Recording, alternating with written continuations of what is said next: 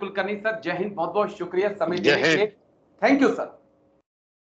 मणिपुर के इश्यू पर आज मैंने आपको बुलाया है सर। बहुत दिन हो गए, मणिपुर लगातार बॉइल हो रहा है और हम देख रहे हैं कि कई जगह पर इंटरनेट बैन कर दिया गया है, स्कूल कॉलेज बंद कर दिए गए हैं और एक बार फिर से हिंसक झड़पें शुरू हो चुकी हैं।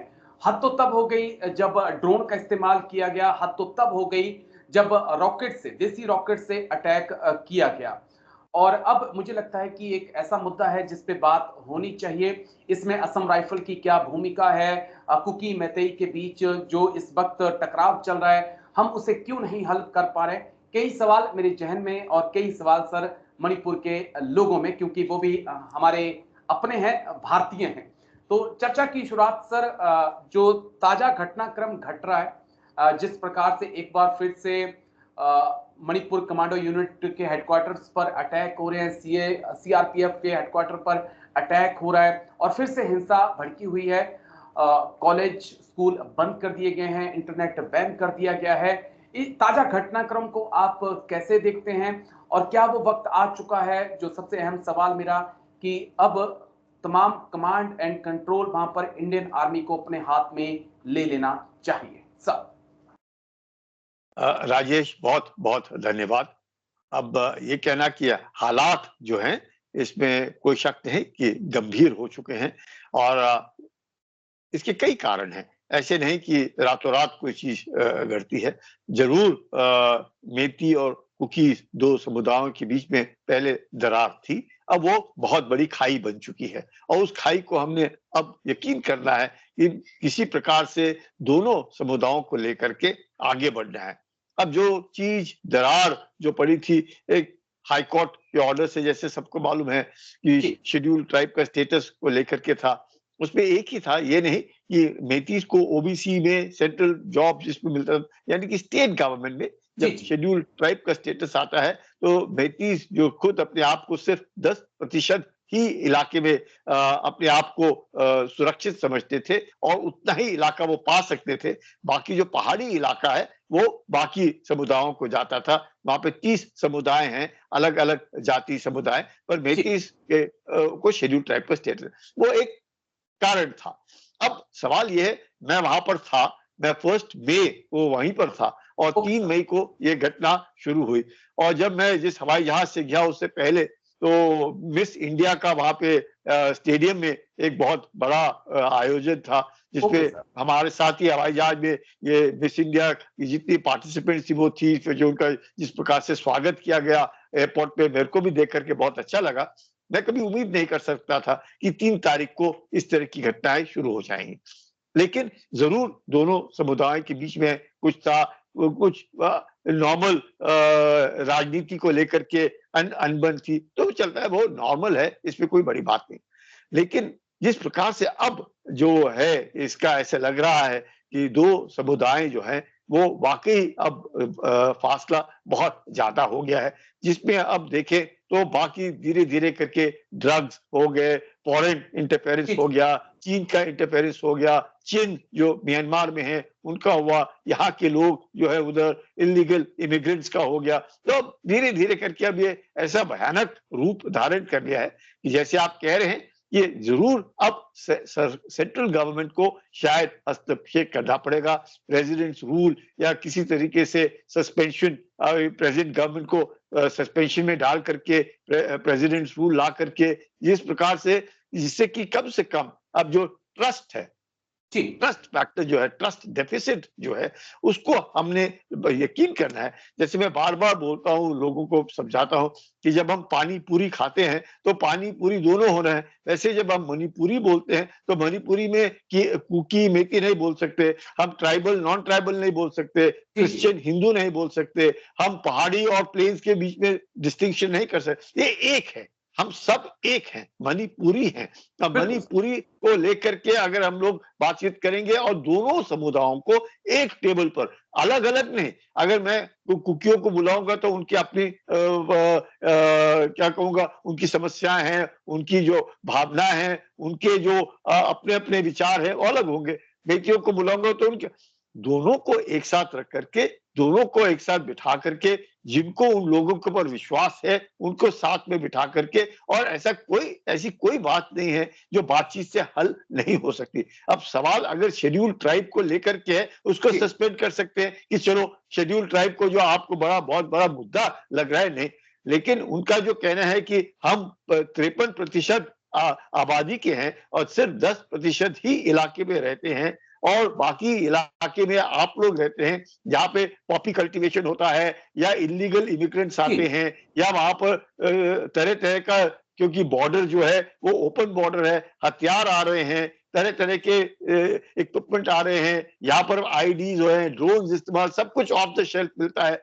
तो अगर, और सबने अब ये जो फौज है, या मैं कहूंगा फौज नहीं, सिक्योरिटी फोर्सेस जी, शब्द जी, इस्तेमाल करना चाहिए, सिक्योरिटी फोर्सेस, जो यहाँ पे सारे कोई शामिल हो जाते हैं, चाहे वो मणिपुर पुलिस हो, चाहे असम राइफल हो, सीआरपीएफ हो, या बाकी फौज के वहां पे दस्ते हों। अगर सब समुदायों के बीच में अगर हम बफर जोन बना देते हैं, तो जी, हमने वैसे ही उनको दो अलग अलग कर दिया। हम ये कह बिल्कुल, रहे हैं कि कुकी और मेथीज के बीच में, हम बीच में खड़े, एक दूसरे को नहीं मारना है, ठीक है। तो अब उन्होंने रॉकेट्स का इस्तेमाल करना शुरू कर दिया, दूर दूर रॉकेट्स पे। अब सवाल ये है कि अगर हम लोगों ने, यकीन करें, दोनों समुदाय जो आज कल तक 3 तारीख तक या 2 तारीख तक एक दूसरे के गले मिलते थे, गले एक बिल्कुल, दूसरे के पड़ोसी थे, साथ में इम्फाल में स्कूल जाते थे, बच्चे पढ़ते थे। अब इस तरह का अगर एक धारणा पैदा हो गई कि स्कूल ही बंद कर दिए, इंटरनेट बंद कर दिया, कहीं ना कहीं ट्रस्ट डेफिसिट हो गया है, और उस ट्रस्ट को हमने दोबारा से यकीन करना है कि दोनों समुदायों के बीच में एक तरीके से विश्वास जो पैदा करना है, वो बहुत जरूरी है। और उसको पाने के लिए अब मुझे लगता है सेंट्रल गवर्नमेंट, क्योंकि स्टेट गवर्नमेंट को हमने इतने 16 जी, महीने तक हमने मौका दिया, हमने जी, उनको कहा, जो चीफ मिनिस्टर साहब थे, जैसे उन्होंने बार बार कहा कि मैं अच्छा प्रयास कर रहा हूं, बीच में हुआ भी प्रयास, हुआ भी, बीच में शांति भी हुई, लेकिन बिल्कुल, अचानक फिर से, यानी कि अगर हमने परमानेंट शांति चाहिए, तो शायद स्टेट गवर्नमेंट से उठ करके हमें अब सेंट्रल गवर्नमेंट की ओर, और सेंट्रल गवर्नमेंट जो अभी तक सोच रहा था कि स्टेट गवर्नमेंट के द्वारा प्रयास किए जाए, क्योंकि लोग वहां पर है, और बिल्कुल, काफी उन्होंने प्रयास किए, ये नहीं किए, ये कहना कि मई से लेकर के आज तक लगातार एक दूसरे के साथ बॉक्सिंग बाउट हो रहे, ऐसे नहीं है। चाहे शांति जरूर बहाल हुई, पर दोनों समुदायों को दूर रख करके ये काफी दिन तक नहीं चल सकता, नहीं दूर चल नहीं रह सकते हैं। तो उनको नजदीक लाना है, इकट्ठा रहना है। इम्फाल ही एक जगह ऐसी है जहाँ पे अच्छे स्कूल हैं, जहाँ पे कॉलेजेस हैं, चाहे जी, मेडिकल के हैं, इंजीनियरिंग के हैं, वहीं पे हेडक्वार्टर्स है, वहीं पे सेक्रेटेरिएट है, सभी दफ्तर है, तो सबने आना जाना है। अगर एक ही समुदाय के लोग अगर उधर रहेंगे और दूसरे समुदाय नहीं उसको इस्तेमाल कर पाएंगे, तो भी दिक्कत है। अगर बिल्कुल दूसरे सर। समुदाय ने इस्तेमाल करना है, तो सबने मिल करके रहना है, और वो जो मिलजुल करके वाली जो कार्रवाई है, मुझे लगता है वही के रहने वाले लोग कर सकते हैं। क्योंकि अगर हम ये कहें कि नहीं, क्योंकि हम मिजोरम आसानी से जा सकते हैं, हमें आपकी जरूरत नहीं है, हमारा खाना पीना मिजोरम से आ रहा है, हमारे जी, रास्ते खुले हुए हैं, पहाड़ का रास्ता है, हम म्यांमार से भी ला सकते हैं, उधर से भी आ सकता है, तो गलत हो जाएगा। अब ये अगर कहे कि नहीं, हमारा पास प्लेन्स का इलाका है, हम जी, पुराने हैं, हम वहीं के बाशिंदे हैं, हम, हमारे को आपकी जरूरत नहीं हो सकती। दोनों समुदायों को एक दूसरे की जरूरत है। अगर वो बिल्कुल सर। मणिपुर में है, किसी वक्त भी कुकी भी आए, इन्होंने ही बुलाया उनको, एक जी, वक्त में इन्हीं के राजा ने उनको बुलाया, या अंग्रेजों ने बुलाया, जैसे भी है।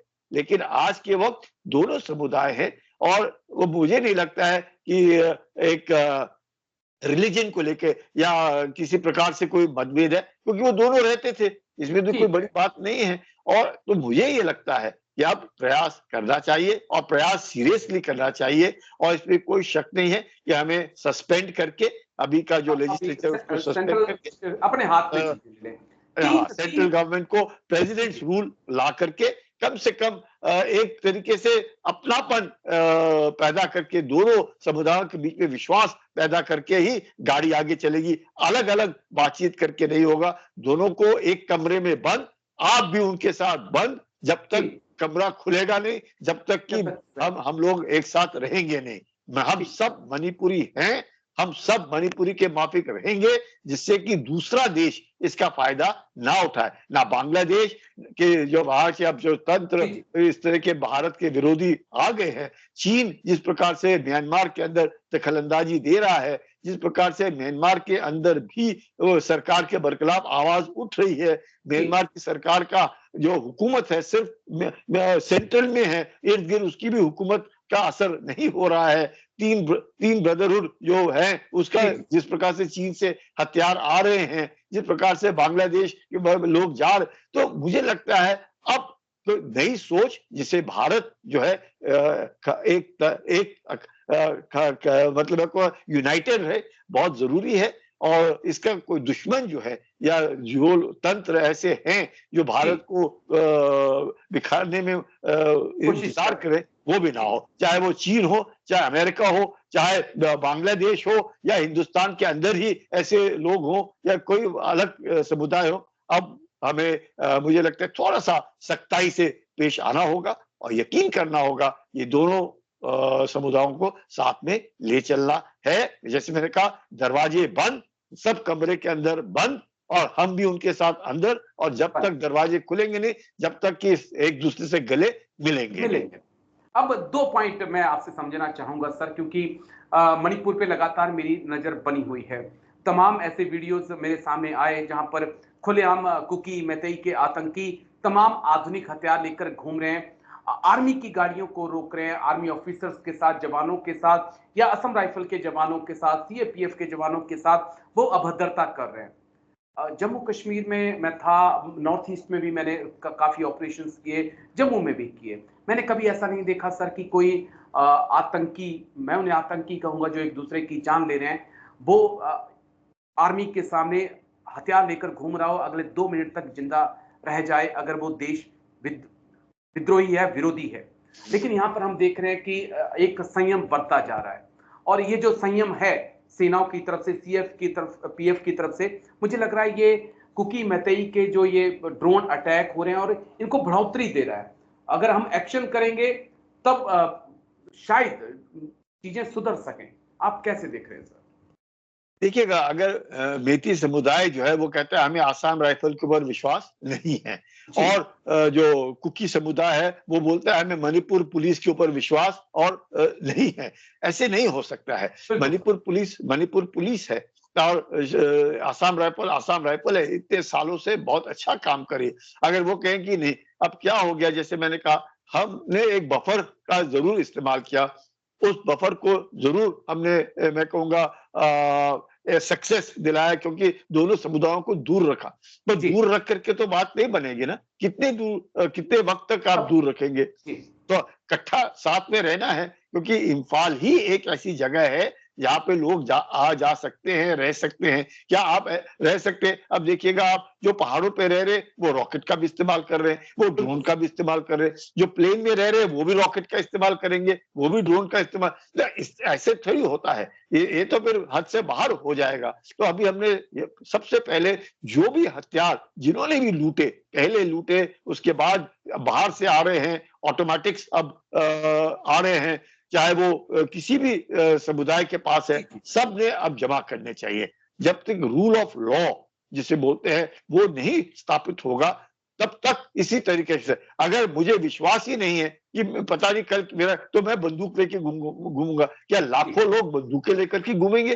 क्या हर एक जो विलेज डिफेंस कमिटी है वो फिर वो हफ्ता लेना शुरू करेगी कि भाई मैं तो फलाना फलाना गांव के हम 4 आदमियों को इकट्ठे किए हैं, बंदूकें लाए हैं, ये हमारी जी, प्रोटेक्शन देगा? तो फिर सरकार का होने का फायदा ही क्या हुआ? फिर तो बिल्कुल। वही होगी, जिसकी लाठी उसकी भैंस। ऐसे नहीं होता है। तो हम लोगों ने यकीन करना है कि विश्वास हमने हासिल करना है, और विश्वास हमने हासिल करना है, ये कहना किसी को कि मुझे विश्वास नहीं है, उनके कहने पर नहीं होता है। बिल्कुल लोग सर। कुछ भी कह सकते हैं, लोगों को भड़काने वाले बहुत लोग मिलेंगे उधर, ये हमें असम राइफल पे विश्वास नहीं, हमें मणिपुर पुलिस के ऊपर विश्वास नहीं, हमें सीआरपीएफ पे विश्वास नहीं। ऐसे नहीं होता है। उनका लेना देना नहीं है। इसलिए मैं कह रहा हूं, इस तरह की अफवाहें, इस तरह की बातचीत चाहे 5%, 2% लोग करते हो, पर उनका दबदबा है क्योंकि उनके हाथ में बंदूक है। तो बिल्कुल सर। ये जो है, हमने यकीन करना है कि प्रेसिडेंट्स रूल ला करके सेंट्रल फोर्सेस ने बिल्कुल सच्चाई से। और जब तक हम नहीं करेंगे तो नॉर्थ ईस्ट में ये आग जो है फैलनी नहीं चाहिए, वहां जी, पर बुझनी चाहिए और हम लोगों ने बुझने का काम करना चाहिए। करना चाहिए। बस एक आखिरी पॉइंट सर, क्योंकि जब भी मणिपुर की बात हो रही है तमाम एक्सपर्ट से, तब कहीं न कहीं चाइना का नाम बीच में आ रहा है और कहा जा रहा है कि चाइना नॉर्थ ईस्ट में एक बड़ा गेम खेल रहा है। लेकिन क्या हम अमेरिका को क्लीन चिट दे सकते हैं? जिस वक़्त शेख हसीना की तरफ से या बांग्लादेश की तरफ से एक आवाज़ उठी कि कोई एक यूरोप का ऐसा देश है जो चाहता है कि यहाँ पर एक क्रिश्चियन स्टेट बसाया जाए, जिसमें भारत के मणिपुर के क्रिश्चियन हो, कुछ म्यांमार के क्रिश्चियन हो और कुछ बांग्लादेश का हिस्सा हो। तो क्या हम ये भी देखें कि सीआईए भी एक अहम रोल यहाँ पे अदा कर रहा होगा, या क्लीन चिट दी जा सकती है अमेरिका को? जी देखिएगा, बात ऐसी है, अगर मेरा घर में सब कुछ ठीक है तो मेरे जी, घर में कोई दखल अंदाजी नहीं दे सकता है। बिल्कुल यानी सर। कि वहां पे हम लोगों ने अपने आंख और कान खुले रखने चाहिए ऐसे इलाके में। जब ट्राइबल लोग होते हैं, समुदाय हैं, तो समुदाय में इस तरह की जो थोड़ा बहुत अनईजीनेस होता है, उस अनईजीनेस को लोग उसका फायदा उठाने की कोशिश करते हैं। वही मकसद है ना, रूल ऑफ लॉ।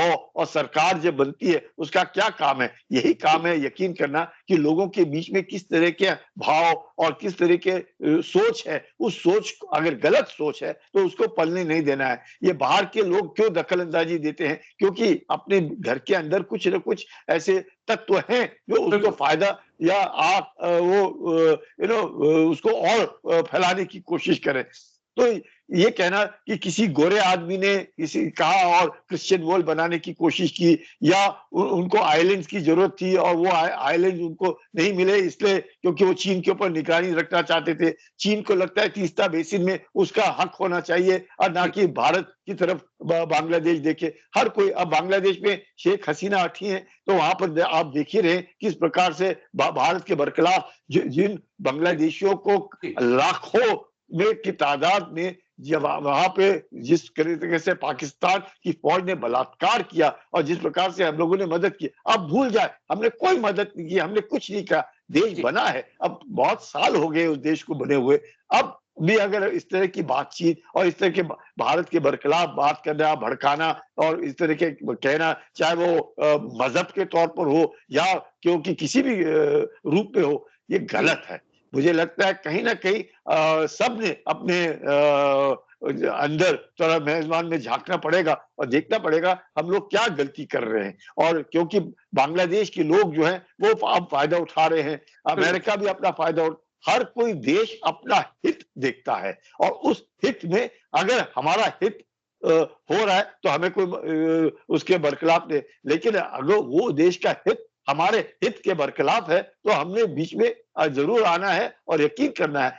बहुत जरूरी है कि जब तरह तरह के लोग रहते हैं, तरह तरह की भाषाएं हैं, तरह तरह के कल्चर हैं, तरह तरह की सोचें हैं, तो जी, इनको सबको साथ में ले चलना ये बहुत जरूरी है। और जिसके लिए सरकार बनती है और उस सरकार का काम है, उस सरकार के अंदर मेरे जैसे आपके जैसे लोग होते हैं। अगर हम जी, अपना काम नहीं कर रहे तो हमारे बरखिलाफ भी कार्रवाई होनी चाहिए कि कैसे इंट फेलियर हो गया, कैसे इंटेलिजेंस आपको नहीं आई, आप क्या कर रहे थे। जब तक आप हम लोग अपने ही लोगों के साथ सख्ताई से पेश नहीं आएंगे और जो काम कर रहा है, जो काम जिसको दिया है वो नहीं कर पा रहा है तो उसको हटा देना चाहिए, दूसरे बिल्कुल, को लाना चाहिए जो कर सकता है। लेकिन देश के अखंडता के साथ तो कोई कोई छिड़वाड़ नहीं होना चाहिए। देश एक रहना चाहिए, कंट्री फर्स्ट, वो बहुत जरूरी है। अगर वो कंट्री फर्स्ट, नेशन फर्स्ट की फिलॉसफी में ना चले और जी, हम लोग अपना देखें तो मुझे लगता है फिर थोड़ा कठिन होगा। और ये बहुत जरूरी है कि मुझे लगता है कहीं ना कहीं मणिपुर में इंटेलिजेंस फेलियर हुआ है जरूर। दो समुदाय के बीच में कहाँ नहीं होता, परिवार में बिल्कुल, भी होता है। हर परिवार में अगर मैं कहूं मैं बाहर नेता बन करके लाख वोट ले लूंगा, घर के अंदर मेरी बीवी मेरे साथ नहीं बात करती ठीक तरीके से, तो क्या हो गया? तो गलत हो गया ना ये तो आप बिल्कुल, बाहर जाके घर के अंदर तो गड़बड़ बाहर तो सारे घर में होता है। लेकिन हम लोगों ने सब ने यकीन करना है कि साथ ले चलना है। और ये जो भावना है साथ ले चलने की, प्यार की भावना, सबको साथ मुझे लगता है इसमें कभी दरार पैदा नहीं होती। अगर अनबन होता है तो बातचीत से वो हल हो सकता है। और अब वक्त आ गया है कि सेंट्रल गवर्नमेंट ने प्रेसिडेंट्स रूल लगाना है और उधर जाकर के यकीन करना है कि अब बहुत हो गया, सर के ऊपर से पानी बह गया है और हमने अब कमान अपने हाथ में ली है और यकीन करेंगे कि अब मणिपुर और कोई किसी भी नॉर्थ ईस्ट में इस तरह की घटनाएं नहीं घटी। ना चलिए सर, शुक्रिया। बहुत अहम पॉइंट आज आपने रखा है। मुझे एक चीज बहुत अच्छी लगी कि किसी पे आरोप लगाने से पहले हमें अपने गिरबान में भी झांक कर देखना होगा और अपनी चार दीवारी को इतना मजबूत करना होगा कि तीसरा या चौथा जो भी है वो इस चार दीवारी के अंदर झांक ना पाए। थैंक यू साहब, शुक्रिया। जय हिंद। थैंक यू, जय हिंद, जय हिंद राजेश। Thank you.